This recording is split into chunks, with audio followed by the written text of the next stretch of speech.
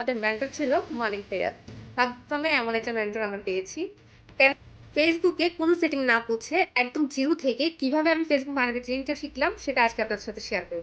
আসসালামু আলাইকুম। আমি রাশিদা বলছি। আমি একজন নারী উদ্যোক্তা। দীর্ঘদিন আমি বিজনেস করে আসছি অনলাইনে। আজকে আমি মার্কেটিং এর আমার পুরো জার্নিটা আমি কিভাবে শিখলাম যে মানুষটা আমি কোনো সেটিংস বুঝি না সেটা আপনাদের সাথে শেয়ার করব।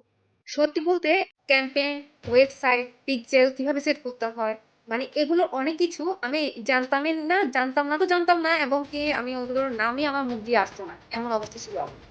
এরপর আমি পিচকে আইডির মাধ্যমে এখানে অ্যাডমিশন নেই। আমাদের মেন্টর ছিল মানিক ভাইয়া।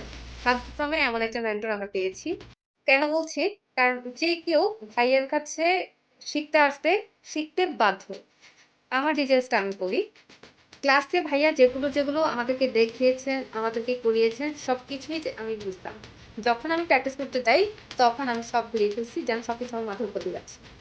এরপর ভাইয়া আমাদেরকে হোমওয়ার্ক দিত। আমি হোমওয়ার্ক গুলো কমপ্লিট করতে পারতাম না।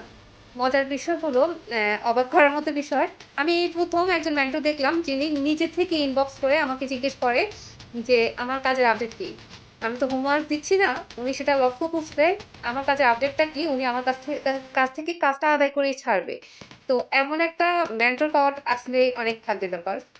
সত্যি বলতে আমি রীতিমতো লজ্জা পেয়ে যাই। কারণ আমি কোন কাজই কমপ্লিট করতে পারিনি। এরপর সিদ্ধান্ত নিলাম আমি আমার মতন করে শুরু করব। এরপর আমি পুরো শুরু থেকে ক্লাসগুলো আবার মনোযোগ দিয়ে দেখলাম। আবার মনোযোগ দিয়ে শিখার চেষ্টা করলাম। একটু ১ সেকেন্ড পর্যন্ত আমি কোন ক্লাসের স্কিপ করিনি একদম। আমি ধৈর্য ধরে পুরো ক্লাসগুলো দেখেছি এবং কি কিছু জায়গায় আমি মুখস্থ করে ফেলছি।